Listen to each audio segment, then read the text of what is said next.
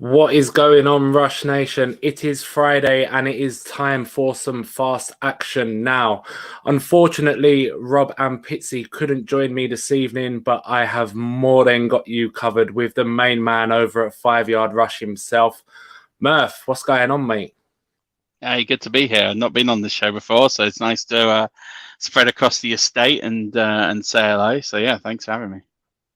Yeah, man, it's great to have you on.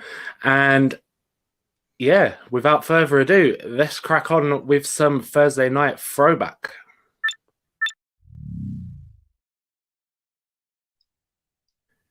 So the 49ers were at the Seahawks last night and San Francisco locked up the NFC West with a 21-13 victory. In terms of the quarterbacks, Brock Purdy, 2-0 as the 49ers starting quarterback now, Mr. Irrelevant. He went for 17 completions from 26 attempts, 217 yards, 2 touchdowns, and no interceptions for a very nice 16 points. He's certainly getting the job done for San Francisco at the minute. Geno Smith, he was a fruitful waiver ad for us this year, and he threw the ball a ton last night. Obviously, Kenneth Walker coming back from that bit of an injury. He had 44 attempts, completing 31 of them, 238 yards, and a touchdown for 15.3 points. Yeah, it was a good game last night. Really tight affair. 49ers were, you could argue, were pretty much in control for all of it, getting that touchdown in the first quarter and then pretty much just taking it forward from there. Really unfortunately for the 49 for the Seahawks, they get that fumble late in the second. That leads to the touchdown very quickly by McCaffrey, and before you know it, it's 14-3 at the half, and it's with that San Francisco D, they can just end up doing what they need to do at will and score very early in the third quarter, and then that's pretty much it. It's the end of the game. So it was a tough one for Seattle last night. Their game plan kind of got forced out of the way pretty quickly as a result of it, but not many teams are going to go over and roll over San Fran. So Brock Purdy did what he needed to do. He just didn't, at this point, they don't need him to win games. They just need him not to lose games. And that's pretty much what happened last night. Yeah, that 49ers defense doesn't give you an inch. And if they can get out in front, like you said, it's a hard task for anybody. Yeah, it really is. And, there's the thing with the Seahawks, they've massively overexceeded expectations this year. Everyone kind of thought they'd be in contention for the one pick, so to be where they are is extraordinary, and they still look good for a wild card. So I think this is one of those results that you kind of knew was going to happen. The score line makes it look a lot tighter than it was, but it wasn't really all that close. A lot of garbage time points in this one, which helped. Yeah, Christian McCaffrey, he led the Niners in receptions. He was 6 of 8 for 30 yards, but he had a great night on the ground as well. 26 carries for 108 yards and a touchdown. Yeah, I mean, he's going to be that safety valve for Purdy now, where, they just need to keep moving the chains and finding things, especially with no Debo. It's very difficult for the 49ers to really do a lot more than what they did last night. George Kittle proved to be the perfect antidote as well to help get the ball moving down. He had a good night, 4 catches off 5 targets for 93 yards, and he scored a pair of touchdowns. So, he was sort of back to his best, and fantasy owners will be pleased to see that outcome happen. But I think probably the most disappointing player on the night was Brandon Ayuk. I think people expected a flood of targets coming his way, but finishing with 4 targets and 2 for 19. But again, as I said, the game kind of went away from Seattle, and that meant they just didn't have to put the ball in the air all that much, and they made sure it was a very short, sharp, tight throws in the intermediate range and in the short to intermediate range as well. So it just meant that, and then McCaffrey, 26 carries.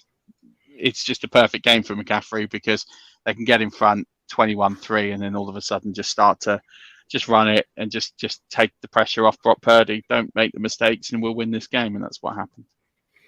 Yeah, the Seahawks run defense has been shoddy the last few weeks as well. Well, the last 5-6 weeks, actually. They've probably been the worst team against running backs. We know Houston still lead the way, but we'll get onto that in a little bit. Yeah, so defensively, the Seahawks, they didn't really put nothing on the rookie quarterback, only getting home for a sack once, whereas the Niners, as Murf mentioned, were their usual shutdown selves, and they made it tough for Geno. 3 sacks, 2 forced fumbles, and 1 recovered. All in all, there was the San Francisco 49ers pretty much. Yeah, and these sort of games are their bread and butter, right? They just know when there's a wounded animal in front of them. We saw this last week against the Buccaneers. They know how to exploit the situation, and they know how to do what they need to do. It's a combination of great coaching, great scheming, and great execution, and that's what makes them one of the more balanced teams in the NFC. Now, the problem they're going to face is when they start facing someone who's actually clicking on all cylinders. No disrespect to the Seahawks or the Buccaneers, but they're going to need to start playing opposition who they're going to be up a gear, especially come the playoffs. I mean, are they in the same caliber as the Eagles, the Cowboys, the Vikings? I guess we're going to find that one out in a few weeks' time. But they're likely to be the second, maybe the third seed. It'll be between them and Minnesota. They'll be pushing for that second seed as much as they can. But I can't look past the Eagles for the first seed, and you can't really, when you start getting into that echelons of competition, we'll see what the Niners really are under Brock Purdy and where they're currently going to end their season. Yeah, absolutely. And that's about it from Thursday night. So let's crack on with the injury report.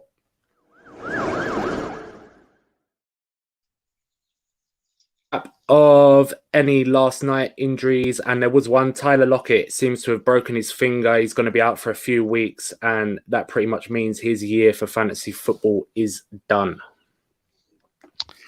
Yeah, I think wait until you hear the full report. I would say it looks likely that he's not going to come back in the rest of the fantasy season, but they've got technology now with guards on fingers and things. It depends how bad that break is. If there's something that they can do to tape and strap it, we've seen players play with broken fingers before, but it is the index finger which does make it more tricky. But we've seen wide receivers play with broken thumbs. We've seen wide receivers play with broken fingers. So I wouldn't be dropping him right now on fantasy rosters, but I would be less optimistic that he comes back and makes a significant impact in the final 2 weeks. But we'll see what happens. Yeah, absolutely. Have a backup plan in place. Yeah, absolutely. It's going to be tough out there on waivers. Hopefully, with your playoff teams, you're going to have some good options that you can rotate in. So tell us about the quarterback injuries, Murph. Yeah, so the quarterback injuries right now, pretty familiar that Lamar Jackson is not going to play this week. He has been officially ruled out. Kyler Murray has torn his ACL. He is out for the season. So none of those two in week 15. Kyler Murray won't see at all. It looks very unlikely. Russ Wilson's going to play this week. That's probably not a bad thing, if all honesty, for fantasy teams. Brett Ripien looks like he's going to get the start. It's not been 100% ruled, but we know with the concussion protocols that is the most likely outcome. So we're likely to see Brett Ripien come in and play. And it's probably very similar for Kenny Pickett of the Steelers. It looks like Mitch Trubisky will probably get the start, but we'll wait and see how that goes over the next day or so. And then we've got Tyler Huntley for Baltimore, who's stepping in for Lamar Jackson. He was on the injury report very early in the week, but he's off that now. He is good to go, so he will get the start on Sunday. Yeah, Tyler Huntley, that's big news because it looks like they lost Lamar and then potentially lost Huntley. And I know a lot of people kind of dropped the rest of their FARB, what they had remaining on Huntley. So that would have been a massive loss. But moving on to the running backs, Ramondre Stevenson, he injured his ankle in Monday Night Football last week, briefly returned before being ruled out for the rest of the game. He hasn't practiced all week, so it's likely he will not be playing this weekend. Dameon Pierce with an ankle injury as well, high ankle sprain this one. It can be dodgy. We've seen it rule people out for 5-6 weeks. He's expected to miss 1 or 2, I've read. So, but we have seen it last a lot longer. The Texans season is done, isn't it? So they'll likely play it safe and wait for him to fully recover. And Jeff Wilson with that hip injury left Sunday early. It's a semi-short week for Miami as well, as they play Saturday this week. Considered day-to-day, but he did log limited participation on Thursday.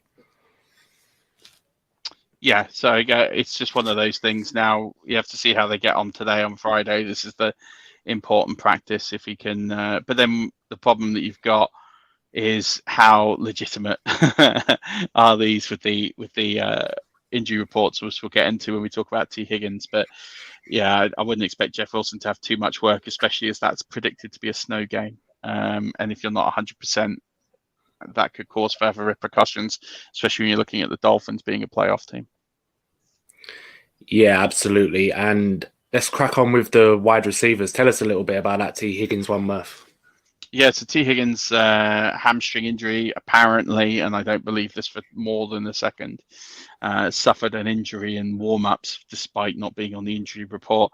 I just don't buy it. This is the third or fourth time the Bengals have played this game this season with T. Higgins and Joe Mixon, and they're definitely not disclosing these injuries on injury reports and using it as a bit of gamesmanship. I'm sure that the NFL is going to investigate. I'm sure the NFL is going to fine the Cincinnati Bengals at some point for these gaming situations that they're using. So, but yeah, we'll see what happened. He played one snap on Sunday. They're playing the Buccaneers. I would expect him probably to be back if he's healthy. Tyler Boyd as well is suffering from some injuries. We'll see what happens with him. He says he's feeling pretty good. So we'll see what cases need to be made there. They're in a tight race, so I imagine they'll want to get everyone on the field as much as possible.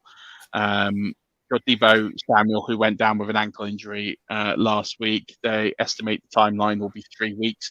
Whether that means 3 weeks is 3 games, or whether that means it's 3 weeks as in legitimate 3 calendar weeks, that's going to be the issue. I would say if I'm a holder of Deebo Samuel right now, I'm not dropping him. You never know if he can make a sneaky appearance in week 17, but you would imagine he didn't play last night. He's not going to play next week, you would imagine. But you never know what the chances are he might appear in week 17. And I just think that with all these things, there isn't going to be anyone in your waiver wires who's going to be better than Deebo Samuel. So I would hold and just see how the situation develops that championship week if you get that far. We've got Amari Cooper. He's got a hip injury. He's limited in practice. For me, I'm not loving him as a start this week as a result of that hip injury combined with the 2 games he's played with Watson. He's played for a combined, 14 PPR points in those 2 games, and that was on the road at Houston and Cincinnati, which I know Cincinnati's not exactly the easiest matchup, but they're in a game script. They're behind. You'd likely expect to throw the ball. But Houston as well, we just know that they're not putting up a ton of points. And then now he's playing the Ravens this week, so he's going to play the Ravens when he's hurt. And the Ravens have given up 2 touchdowns to opposing wide receivers since week 8. Not all looking good for Amari Cooper. So if you're sitting there with your start sits, I'm sitting there thinking I'm probably benching Amari Cooper unless I'm in that sort of playing with 3 wide receivers. And I think you probably have to start him. But I think if you play with 3 wide receivers, I'm probably not playing him this week. I think he's a enormous risk. And another one is DJ Moore. He's got a knee injury. It's not considered to be overly serious. It's considered day to day, but he's another player I'd be definitely looking to avoid playing this week at all costs. In week 14, he played 96% of the snaps before he got hurt and left the game. But he managed 0 catches off 3 targets, and he's now scored 6 PPR points or less in 4 of his last 5 games. This is a low volume passing offense. This is probably the lowest scoring game on the slate this weekend. The Steelers versus Carolina. Can't see the ball going in the air all that much. I think everything's going to go through the ground game. Again, looking at the fact you've got a player who's hurt, they don't throw the ball much. It's not an attractive matchup, and there's not a ton of points on the table. I'd be inclined just to leave DJ Moore alone this week if you can avoid it and look for something else to play. Yeah, and the Panthers for the fantasy football playoff schedule, it is very nice for Deonta Foreman. I can't see them not running the ball a ton the next 3 weeks. And, they're still in the hunt for a playoff spot, really, in that division too. Yeah, anything can happen at this stage, so we'll see what happens. And then two more injuries to keep you up on: Richie James and Jacoby Myers, both in the concussion protocol. Unsure if either of those are going to make it out for the weekend. We'll know more in the next day or so. Yeah, but moving on to tight ends, and one Bengals player who is definitely injured is Hayden Hurst. He's got a calf injury. He missed week 14 and he hasn't practiced all week, so he'll likely be out again. Now, this one is potentially good news. Darren Waller, he's had that hamstring issue pretty much all year. He was dealing with it before he got placed on the IR, and it's a possible week 15 return versus the Patriots for Darren Waller. So he was designated to return a couple days ago. Could be massive for the playoffs, getting Waller back in your lineup. And the other guy on the injury report is Pat Fryermuth. He hasn't practiced this week. He was injured on his first catch last week.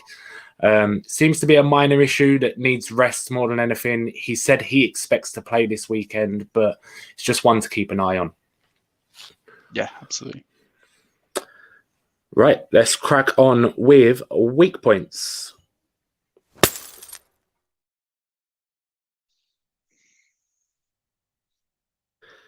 So it's playoff time now, and thankfully no more buys for the rest of the fantasy football season.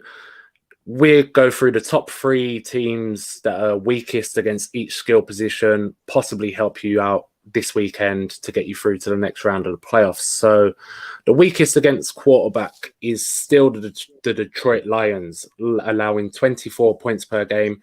They're at the Jets. Mike White's been banged up. Flacco took over when he exited last week, but I'd expect either of those guys. It don't look like it'll be Zach Wilson. Probably going to be Mike White, but either Mike White or Flacco, they're going to throw the ball a ton against the Lions. So it ain't a bad one to go with in Superflex leagues, especially. In second, the Titans are allowing 22.1 points. They're at the Chargers. Justin Herbert has been getting right after a shoddy start to the year.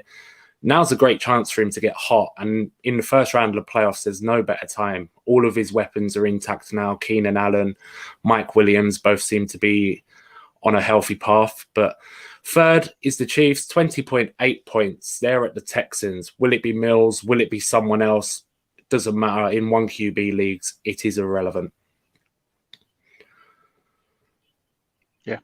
Couldn't agree more. I think avoid the Texans offense with everything you've got.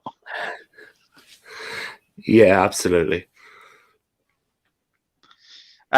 Looking at teams that are weakest against running back, let's start with the Texans. They give up 27.1 points against running backs. Isaiah Pacheco is an absolute smash start this week.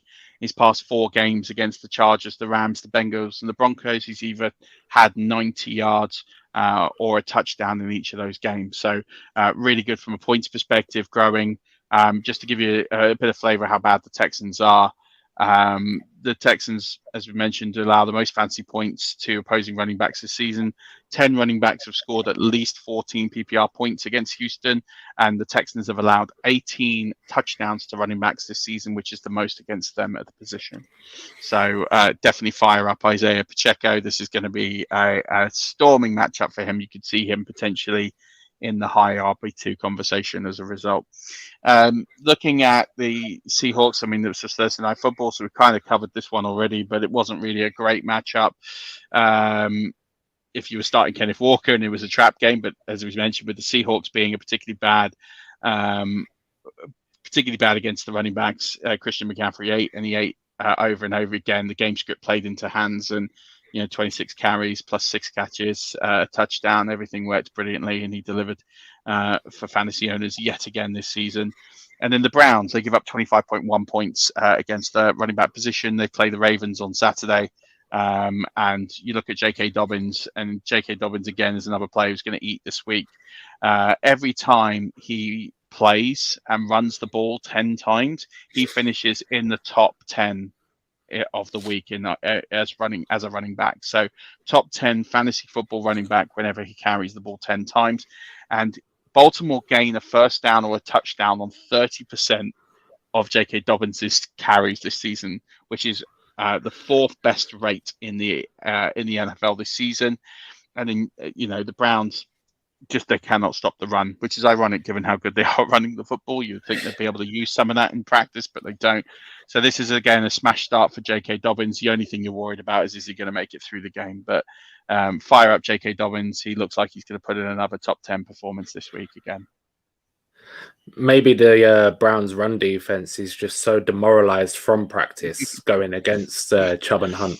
We don't know, but you'd like to think they'd have picked up a thing or two, but apparently not. Yeah. Weakest against wide receiver. The Titans are top of the list, 34.7 points per game.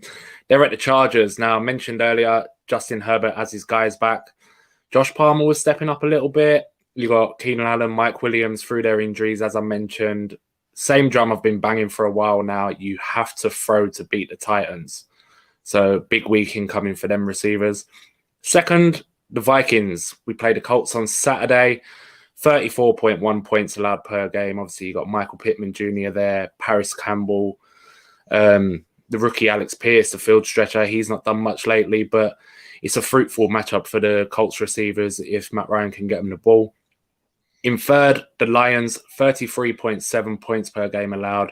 They're at the Jets. Now, both the Lions and the Vikings leapfrog the Steelers to get into this top three, which Pitsy will be very happy about because we've been ripping him all year about the Steelers being top of this list. But Elijah Moore's usage is up the last 2 weeks. So he had 16% of the targets for the Jets last week, which led the team. The Lions let up the most points to slot receivers in the NFL. So Elijah Moore could be a very nice start, as well as Garrett Wilson this week.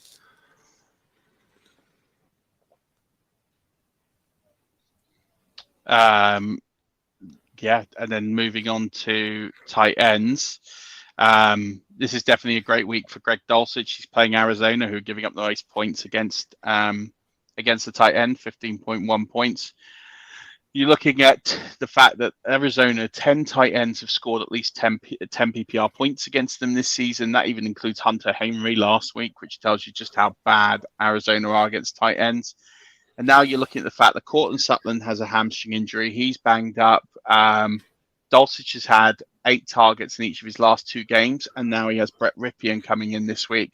So the last time Ripien started a game, that was week 7 against the Jets. Dulcich has a season-high 9 targets, 6 catches, 51 yards. I'll take the 11.1 PPR points.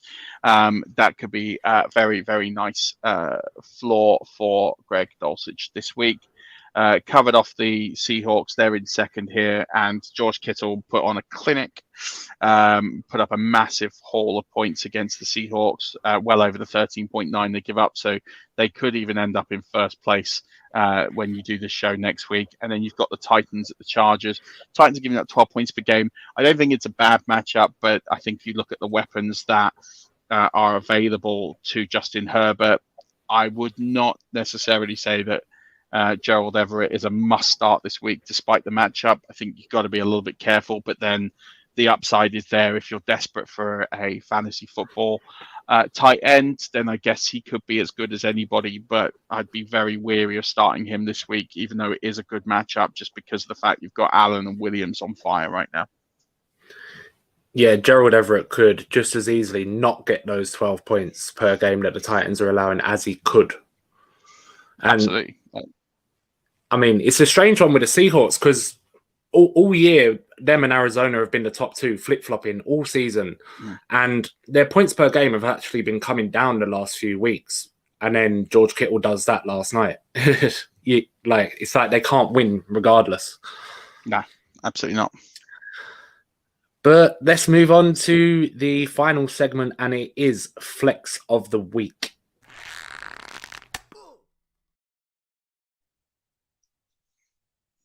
So I'll kick off Flex of the Week, and I'm going for someone against my Minnesota Vikings. I'm going with Paris Campbell. So he's had boom weeks and he's had bust weeks this season, but he has been consistently on the field this year, which makes a nice change. Minnesota's pass defense is diabolical. They've allowed the most receiving yards in the league, second most points per game to wide receivers currently, as we said, in weak points.